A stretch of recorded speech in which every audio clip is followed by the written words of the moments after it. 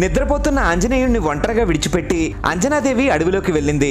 నిద్రలేచిన ఆంజనేయుడు ఆకాశంలో ఎర్రగా ఉన్న సూర్యుడిని చూసి తినే పండు అనుకుని దాన్ని అందుకోవడానికి సూర్యుడి వైపు దూసుకుపోయాడు.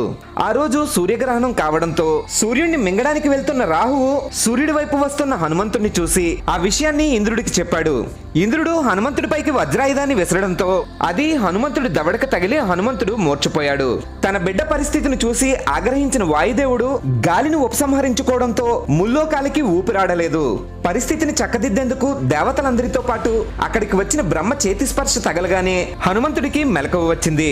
వజ్రాయుధం వల్ల హనువు గాయపడింది కాబట్టి ఆంజనేయుడు హనుమంతుడయ్యాడు. సూర్యుడు తన శక్తిలో 100వ వంతుని హనుమంతుడికి వరంగా ఇస్తే బ్రహ్మ చిరాయువునిచ్చి బ్రహ్మాస్త్రం కూడా హనుమంతుడిని ఏమీ చేయలేదని వరమిచ్చాడు. కానీ బ్రహ్మాస్త్రాన్ని గౌరవించి హనుమంతుడు ఇంద్రజిత్కి లొంగిపోయాడు. హనుమంతుడి భక్తులు ఇక్కడ కామెంట్ చేసి జై శ్రీరామ్ అని గట్టిగా చెప్పండి.